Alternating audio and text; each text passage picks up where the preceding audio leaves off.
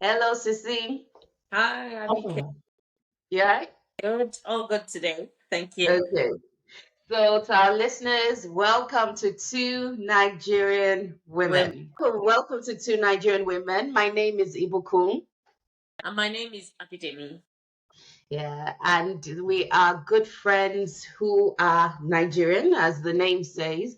And we thought we'll give you a fly on the wall perspective on the conversations we have. We talk about social topics as well as what's trending in the news as we record. And Mhm. we hope you enjoy our podcast. So, this is our very first episode. Thank you so much for joining us. We stream on all major platforms, and you can catch the video if you want to see what we look like on YouTube at Two Nigerian Women. And today we're going to talk about identity. Yes. It's always a contentious topic. Well, Sissy, let's start with your thoughts. How would you define identity? I think for me, identity is the way we see ourselves. Like, I'm female, I'm Nigerian, I'm a Mm-hmm. woman. And I think it's also the way we carry ourselves as individuals. That's my identity, what I identify with as Mm-hmm. me, as a person, as a mom, as a wife, all the things that make me me essentially. So that's how I see identity. A lot of people would define it their own way, a certain type of way, or sometimes people even put it down to feelings. But the way I see myself is my identity, and it's very, very important. Okay. So we would come up, well, what does identity mean? So before I go to the dictionary definition, for me, it is who I am. It's what I embody, who I am. So if you ask me what my identity is, I start with I am a daughter of the Most High God. That's the way I start. I don't start with what I do or where I go or Mm. or anything else. It's who I am. So it's like asking Prince William, what's your identity? He is the prince. Yes. He is a prince. So that's my layman definition of identity. But if you go to the dictionary, so Oxford Languages, identity is a close similarity or affinity, the fact of being who or what a person or thing is. So, Mm. in that sense, when we grew up, telling a bit of our age in the 80s, we always went to the dictionary. You pull out your Oxford dictionary and then, Yep. look by the letter. You go to the I's and then go to Sorry. the Yes. D's. Yep. Yep. Exactly. And then you see, what does identity mean? And I don't know how or when, maybe passively, once again we were not paying attention, the meaning of identity has morphed into something else.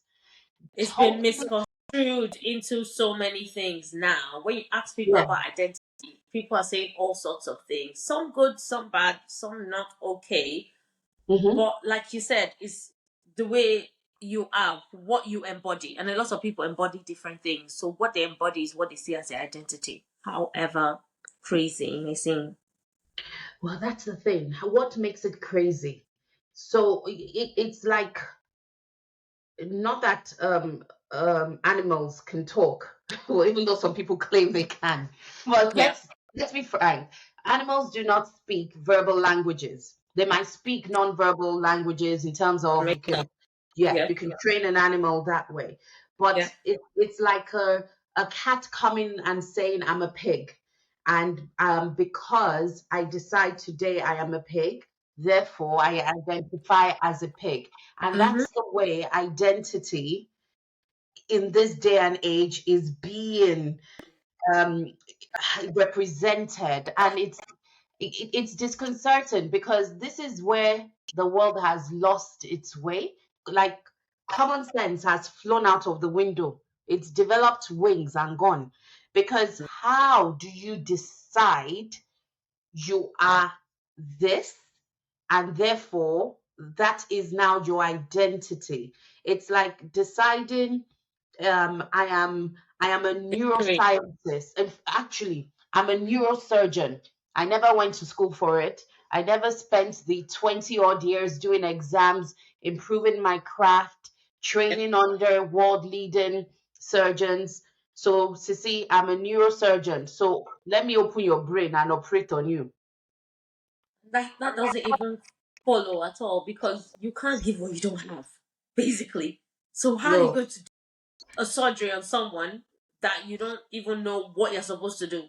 The basics, the basics. There's even the process of how you're going to open up a person's head before you start working.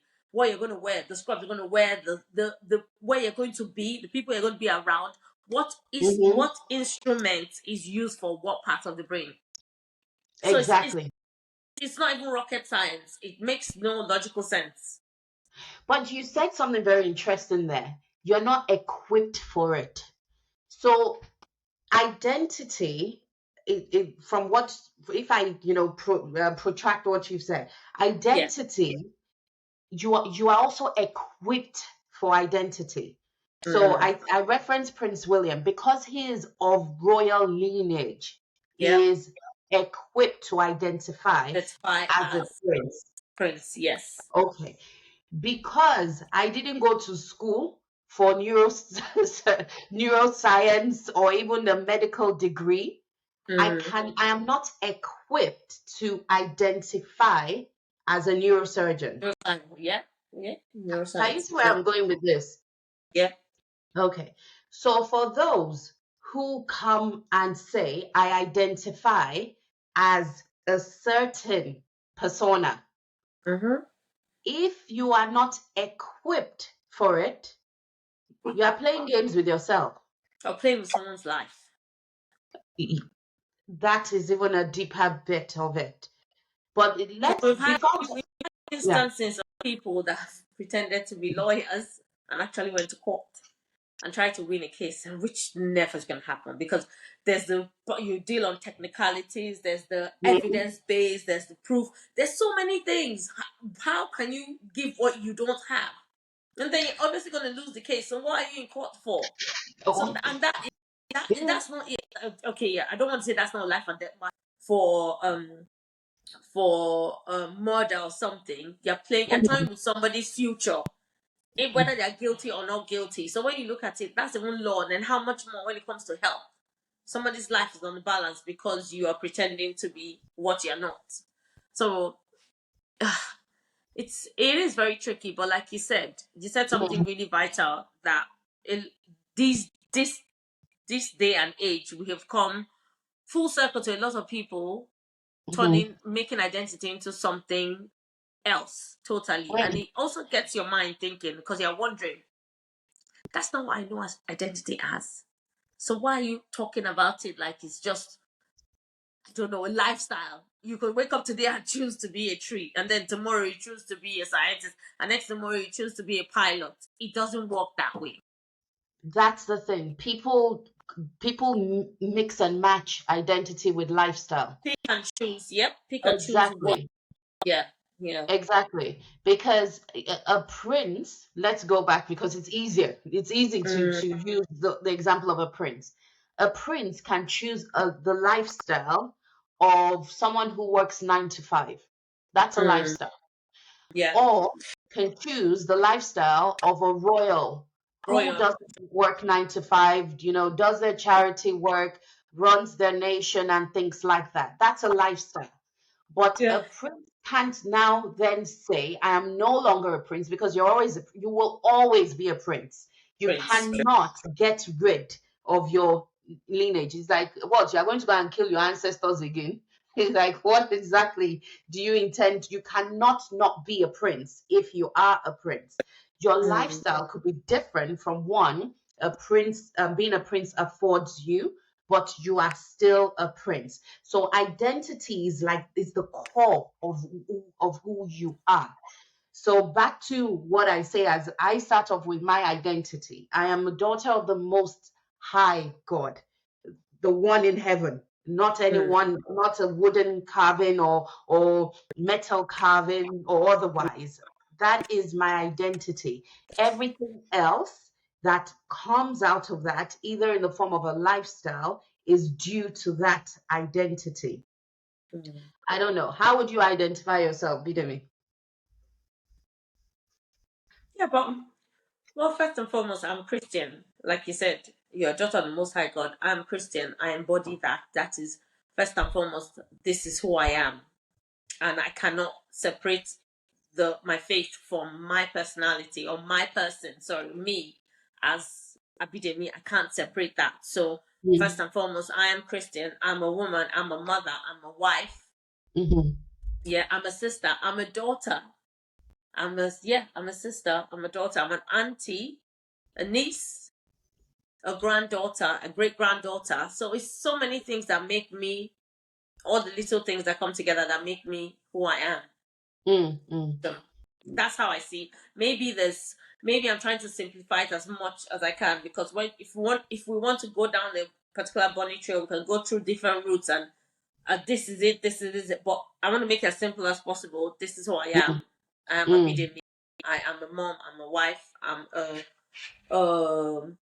a daughter, a sister. I'm also a child of the living God, the only true God, of the God that I know in heaven. So yeah, That you have evidence of yeah, evidence of as well. yeah, Okay, yeah. but yeah, so let me then download mine. I am a woman. I am a woman. It's funny saying that, but you know where I'm going with that in Yeah, this day. yeah, I am a woman. I am a daughter. I'm a wife. I'm a mother. I am a sister. I'm a friend. I am. I am so many things. But you see, in all of what we are saying, our identity is. It's not what we do as well. So professionally, because how many times do you find yourself in a social setting and someone says, "Oh, and you are," or if they're that direct, they say, "Who yeah, are you?" yeah. And I've had people say to me, "Oh, I'm an engineer." Like, okay, Okay. ah, Yeah, no, but what does actually, that? I've actually had somebody in church. Mm, Somebody asked me, "What do I mm, do?" And I found it very, very uncomfortable and too direct, because I don't even know mm, you. Why are you asking me what I do? Like, get to know me as me. Don't.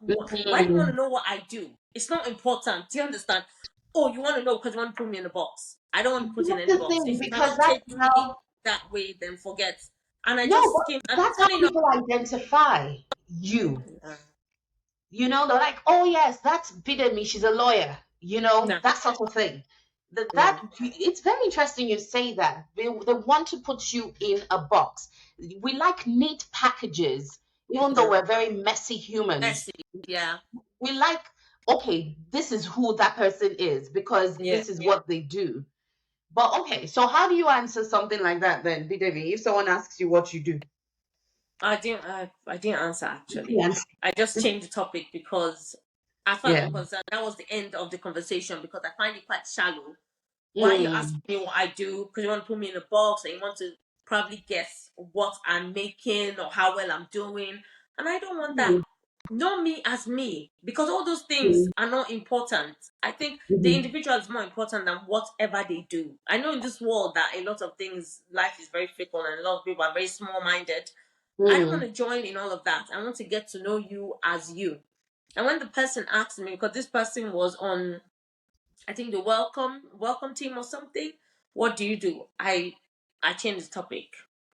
mm, And then I was having a conversation with my husband, and he said, "Oh, the person asked him the same question, and he didn't bother answering him because it was just very silly." But I avoided that person, and also I gave the person from that day a cold shoulder, because I just find it very, beside it being rude, I find it very uncomfortable that you only want to know, and also they were not really interested, so it was a win-win situation. You only want to know what I do, so you could, I don't know, when you want to feel good about yourself or start talking about what you do. Because I've even had someone come and tell me, "Oh, by the way, I own 2 or 3 horses." I'm like, okay, mm, mm. what else? Like, do you understand? So Yeah. I want you as a person. I don't want all those extra things. Just know me. I don't need to put myself out there. Mhm, mhm. And I don't want you to either. I want to know you one to one. So I avoid those situations, those conversations, like much as I can. I just find it very off-putting and But, discouraging, and I just don't bother. but you said something vital there, because a lot of social cues Mm. um, are actually so you can relate to that person. So you said they probably asked you what you do so they can tell you what they do, and then Mm. find maybe a common ground. Maybe that's where they were trying to head the conversation, the direction they were trying to head the conversation in. And that could be social awkwardness, to be fair. It could be social awkwardness. Or But they or social shallowness because they have nothing to offer after that point. yeah, but what about the people that go around and introduce themselves as I am Doctor so so and so, I am barrister so so and so. That there is a lot of uh, self worth. A lot of people place in what they Those, do. yeah, in those names, I know. I also I think it's a very Nigerian thing. Mm, Always a lot of labels: chief, Mrs., mm, doctor, pastor, mm, JP. They always want something attached to their name. Just be mm. normal. Just be. This is You? my name. This is who I am. I don't want all those extra things. And Mm, being in this society, I kind of opened my eyes. You don't have to have anything attached. Even if I'm something, I'm a mm-hmm. doctor. Don't refer to me as doctor. Just refer to me as this is my name. I'm Abidemi. Just talk to me like a person. One person. But it's a very Nigerian thing as well. They love Mm, labels. They love being recognized. They love being mm, called those names or those titles to feel some special kind of self-worth. Yes, a lot of them, most of them have worked for it. Like mm, my dad was in the military, and they don't go around calling him, instead of calling him his name, they call him by his title. mm, Maybe call mm, him Oga or something. But there was mm. nothing. So when you look at it, you can actually refer to people without referring to them with their titles. Just talk to them as normal Knowing people. people. I don't Yeah, it is a dicey one because also you have a lot of people that said I've worked for it, I've earned the right to be called this. Mm. So when they've earned the right to be called that, That means they worked you have up to refer to them as it. that. But Yeah.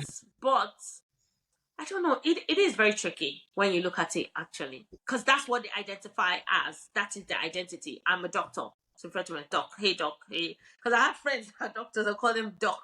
Like just out of a nickname, you just don't want to bother. But you're not doing it to show off. You're just calling them that because you cannot be bothered. Call them Mm. doc. Like, yeah. Oh. So you have that as well. Yeah. But But I don't know. It's okay. So back to identity being what you embody. yeah. For people like that, are they saying the embodiment of their day-to-day jobs is how they now identify themselves?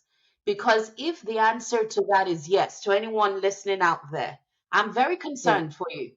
Because what it means is if that is taken away for any Taken reason, away. You feel who empty. are But there are you? people that are like that. I always go back, for me, I always go back to the Nigerian factor. You have a lot of Mm, people that are in politics. When mm, politics is over and they go back home, they feel empty.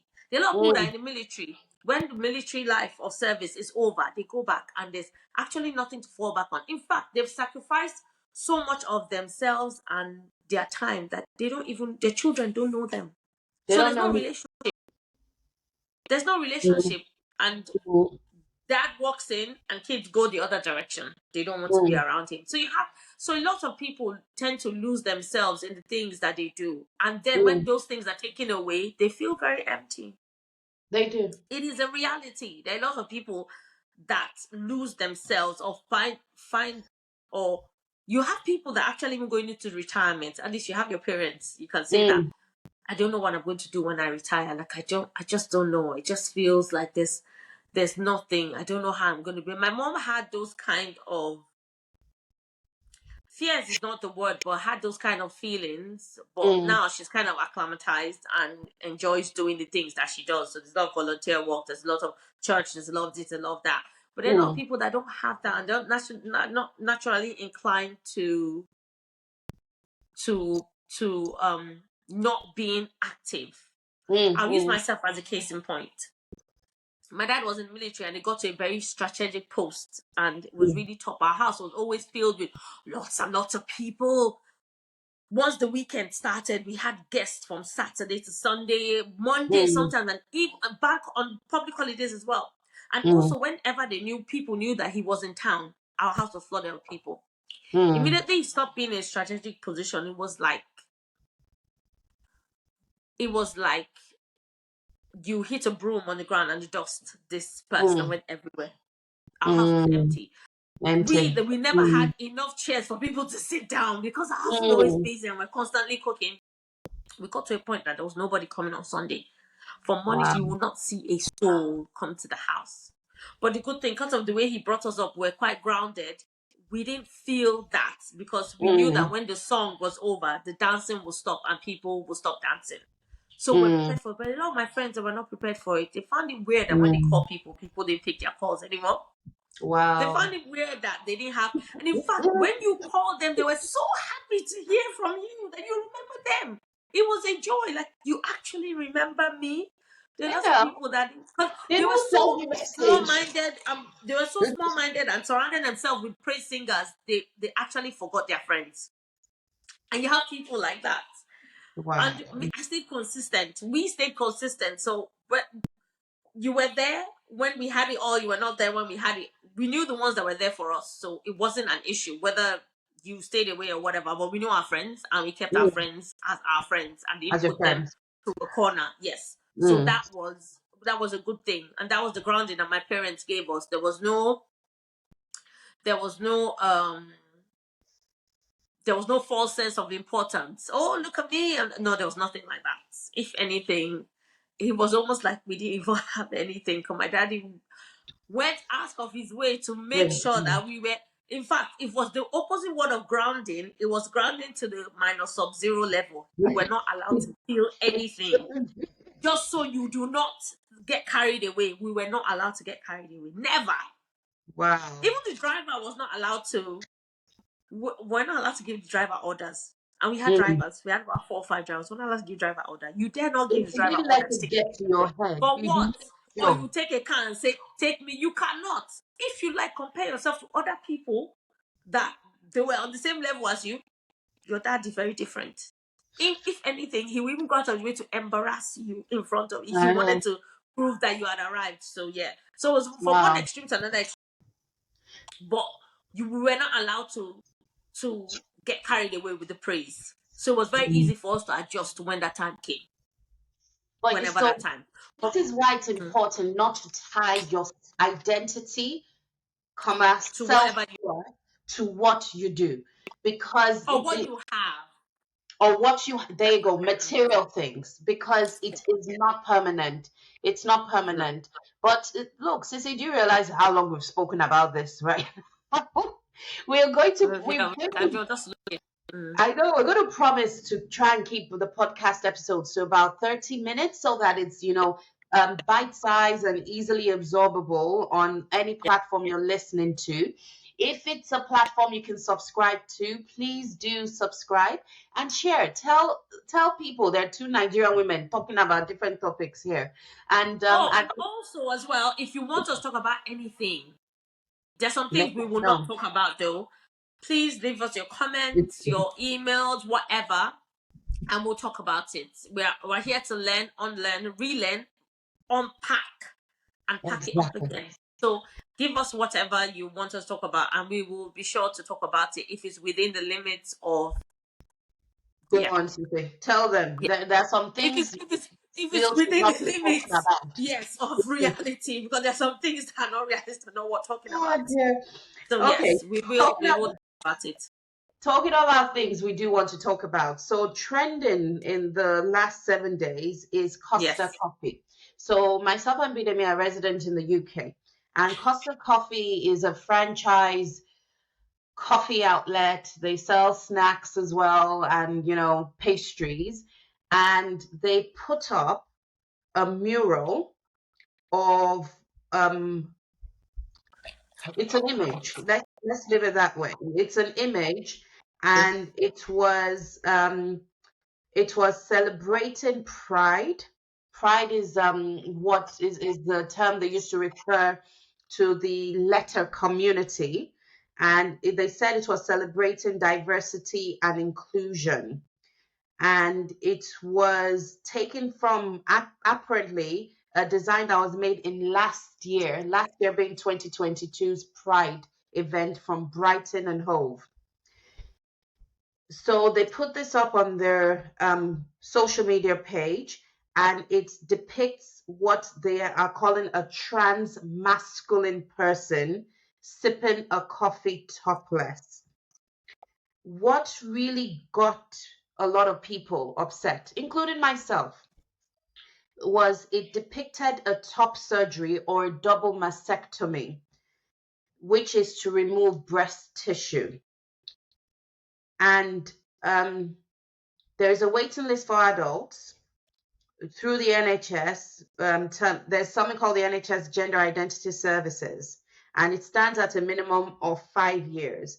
And what a lot of people inferred from them posting that image was to try and goad the politicians in terms of reducing that waiting list. Whatever reason they put it up for is besides the point.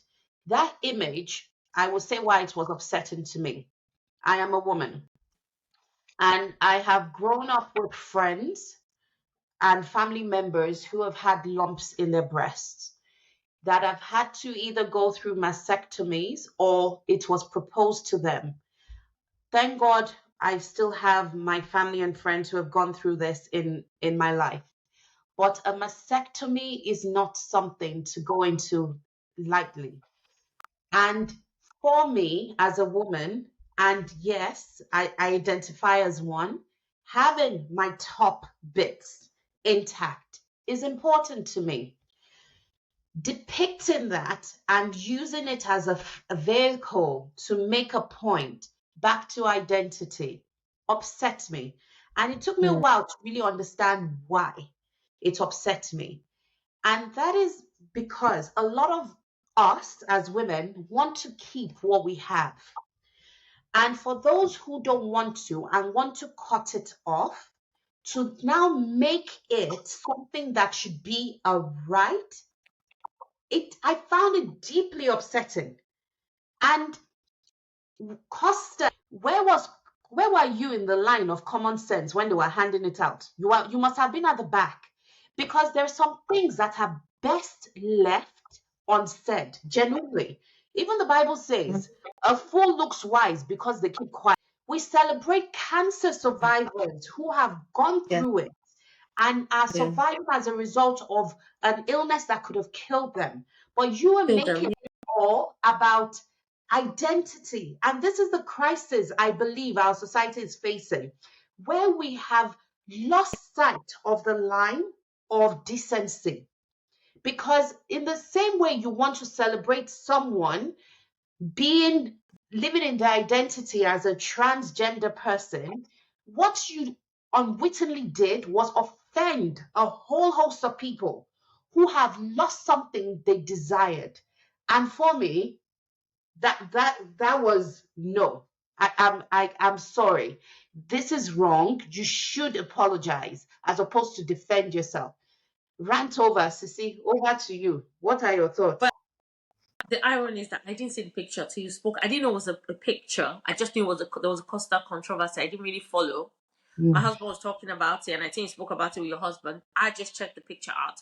And I just feel, like you said, it is wrong. There are a lot of people that are actually trying to keep their head above water, struggling and dealing with having issues, cancer, and you're making it seem like it's a lifestyle change. It's cool to have it. There's nothing cool about going through a mastectomy, especially for women that are going through cancer. There mm, needs to be a line between what is trendy or what is the fad and then what is actually a life or death situation. And in this Mm. instance, Costa dropped the ball.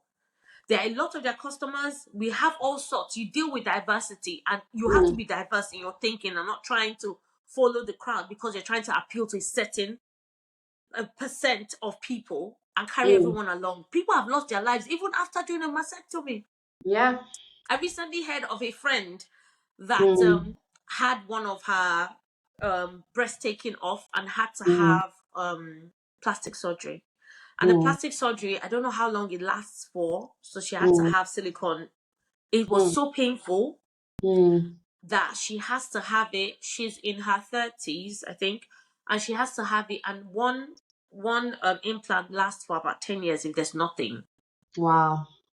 And then after 10 years, she has to do it again. So how long is she going to do it for? As long as she lives. But then again, she's conscious of not having done it and then going into a pool, body image, so many things. When you look at those kind of things, how do you justify what you did with somebody that's actually having gone through a mastectomy and having to deal with the consequences of having a mastectomy and Mm. for the rest of her life? Mm. Mm. How do you justify to explain to that person? You And can't. so it just calls for they actually calls for a lot of introspective thinking. Mm-hmm. Costa, the board, everybody that has even that advertising. What made you feel was okay to put that out? What? What made you feel it was okay? Even people, I've heard people, as I've read, because I didn't see the image, I read Mm. people that are part of the LGBTQ plus society that are actually condemning this, that are not Mm. in support of this advert. So there is nothing okay about what was done. And then a lot of people, apparently there's a big thing. A lot of people are trying to boycott it, so many things. I didn't even know how big it went. And It's it's went all far. over. It All went over. far. It's not only in the UK. Yeah, it did go far. Yeah, it went far. In this world where everything is like that, instantaneously it spread. And for me, um, whether or not you have good intentions, the point is if you do not have a common sense check, almost like a mechanism in your mind, does this make sense? Mm. You make mistakes unwittingly and then cause offense and hurt. And Mm. unfortunately, Costa, you didn't do well. You did not do well. We'll leave it at that. We've come to the end of our very first episode of Two Nigerian. Hey. We hope you enjoyed it. We did enjoy talking to each other. We're friends. Like these are the sort of conversations we have, and we Yeah. exactly. And we're looking forward to bringing many more topics your way. Like, subscribe, share, comment. Let us know your thoughts. They are our opinions, obviously. Yeah. Let's not be rude. Let's all be nice and friendly in the comments. And we Yes. will see you in the next episode. Say bye, Bidemi. Bye. Thank you. Have you stopped recording?